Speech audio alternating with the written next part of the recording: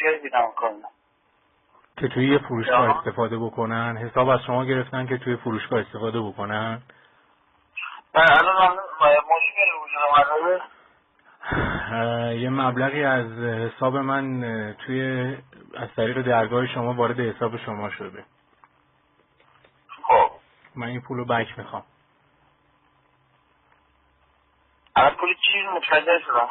از طریق این سایت پولشویی که درگاه شما داخلش هست یه وجهی از حساب من وارد حساب جلالی شده. شما کارتتون رو باید محبت کنیم ما بدیم. خب بله. بعد حسابتون رو شما کارت رو مبلغ بازدیتون رو به من که در چه تاریخی چه ساعتی شما مسئول همون سایت هم هستی درسته؟ میکس گیم. شما کاربر هستی؟ من کاربرم. آره. خب چون به غیر از کاربر که دیگه نمیتونه متوجه بشه که مثلا درها به چی وصلیه. خب کاربر میتونه متوجه بشه؟ یا کاربر سایت میتونه متوجه بشه دیگه، درسته؟ چیزی شبیه به همینه قطعا که کاربر سایت متوجه میشه که شما یه جوری سوال میکنید که مثلا روزتون خبر نداره. از چی خبر نداره؟ از همه چیزم خبر داره. هیچ چیزم نیست که خبر نداشته باشه. الان مشکلتون خب دنبال حاصل وجودی میگردید؟ نه، میخوام بدونم که من شماره حساب الان برات میفرستم. خب شما کارتتون رو بفرستید. میگم توی سایت تیکت ها رو کی جواب میده؟ تیکت ها رو دیگه اونا به من ربطی نداره، من باید درگاه هستم.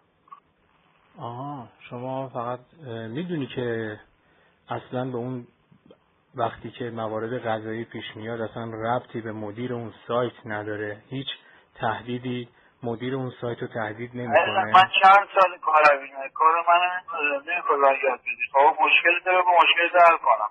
اگر مشکل پول باید نریخته باشم باید میدونم دیگه.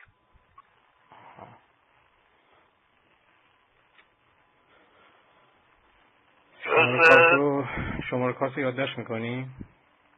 شماره کارت تو برای شماره هم دارید دیگه. شماره کارت گفتم چیزایی که هستش مثلا بفرستم بدم بررسی کنم. ایشالله مشکلتون حل میشه. بچه شمالی؟ بچه شمالم. بله. این درگاه همش مرتبط با شماست؟ تا الان من 2 تا از این درگاه رو بستم، اینا همشون مرتبط به شما هستن؟ تقریبا 90% درگاه ایران مال منه. خب چقدر خوب. خب الان آدم میخواد کار کنه معروف دیگه ما سعی میکنیم که مشتری مدان بشیم، دیگه کار مشتری رو انجام بدیم.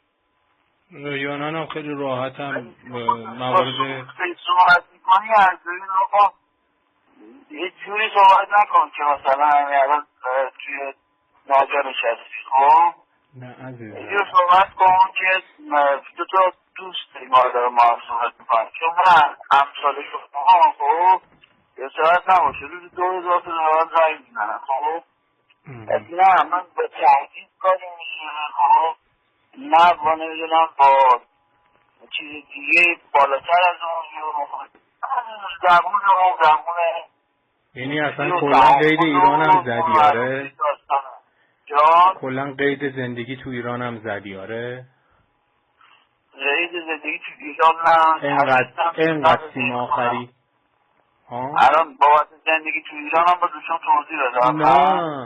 نه اصلا چیزی به این چیزا نیست. گفتم احیانا پیش خودتون بعضی میزنن سیم آخر دیگه، گفتم شاید از اونایی، چون تقریبا باید تو همون فازا باشی. خیلی قانونیه کارت، درست البته میدونم کارت قانونیه، خیلی هم دقیق و فیکسه. حالا من چیکار کنم؟ شماره کارتو برات SMS کنم؟ شماره کارت مثلا SMS کن، اسم فامیلی هم بگو. خب من بدم بررسی کنم بعد منتظر جواب باش تا فردا. فردا ساعت 10 من منتظر سایت پذیرنده کلا رو هواست.